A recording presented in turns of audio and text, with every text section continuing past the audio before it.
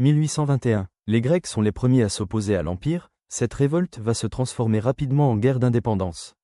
L'identité grecque et ses velléités d'indépendance trouvent leur fondement dans l'histoire de la Grèce antique et de son appartenance à la religion orthodoxe. Au prétexte de soutenir une minorité catholique persécutée par le grand empire musulman, la France, le Royaume-Uni et la Russie se positionnent du côté des indépendantistes grecs.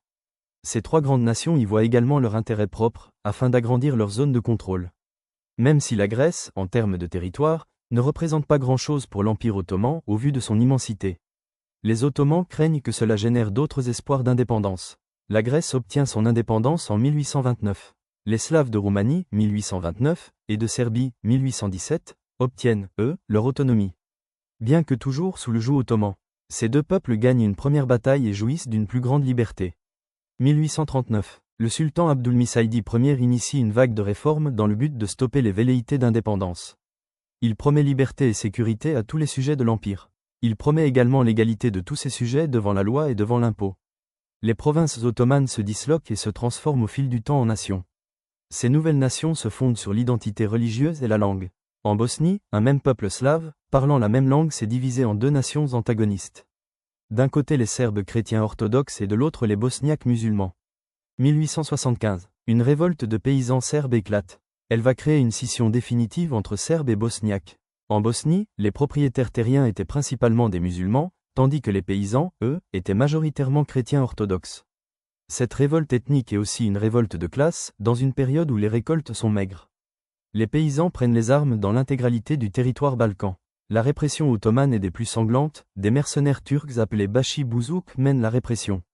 Quand les événements sont connus, l'Europe prend fait et cause pour les paysans chrétiens, la figure du Turc en Europe devient celle d'un barbare sanguinaire.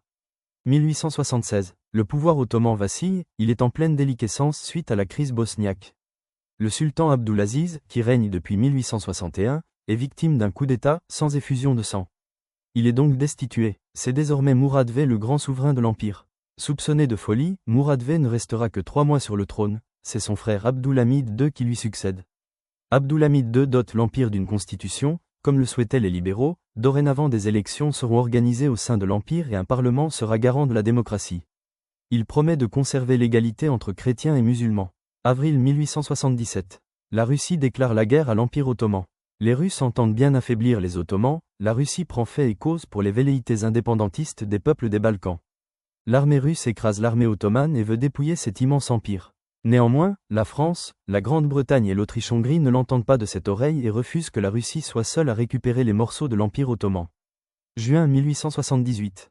Traité de Berlin. La Bulgarie, qui était sous occupation ottomane depuis la fin du XIVe siècle, obtient son autonomie mais est désormais sous la tutelle de la Russie. La Roumanie, la Serbie et le Monténégro obtiennent leur indépendance. La Bosnie-Herzégovine intègre l'Empire austro-hongrois.